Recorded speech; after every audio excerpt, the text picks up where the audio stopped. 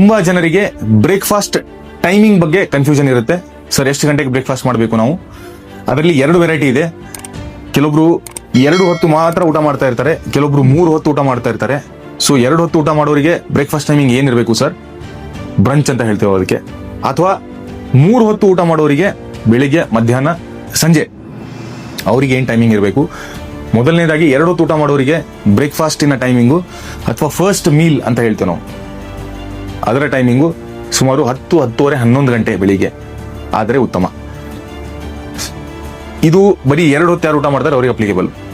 ತುಂಬಾ ಜನ 3 ಹೊತ್ತು ಊಟ ಮಾಡ್ತಾ ಇರ್ತಾರೆ. ಸರ್ 10, 10:30 ಲೇಟ್ ಆಯ್ತು ಸರ್, ನಾನು 8 ಗಂಟೆಗೆ ಊಟ ಮಾಡ್ತೇನೆ ಅಥವಾ ಬ್ರೇಕ್ಫಾಸ್ಟ್ ಮಾಡ್ತೇನೆ, ಉಪಹಾರ ಮಾಡ್ತೇನೆ ಅಂತ ಹೇಳೋರು ಕರೆಕ್ಟ್ ಆಗಿದ್ದೀರಾ.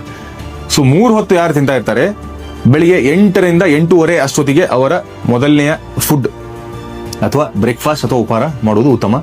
ಮಧ್ಯಾಹ್ನ 1ರಿಂದ 1:30 ಅಷ್ಟೊತ್ತಿಗೆ ಊಟ ಮಾಡಬಹುದು. ಸಂಜೆ ಒಂದು 6:30ರಿಂದ 7 ಗಂಟೆ ಅಷ್ಟೊತ್ತಿಗೆ ಅವರು ಡಿನ್ನರ್ ಅನ್ನ ಮುಗಿಸಬಹುದು. ಸೊ ಇದು ಟೈಮಿಂಗ್ ಬಗ್ಗೆ ಒಂದು ಇನ್ಫಾರ್ಮೇಶನ್. ಇನ್ನು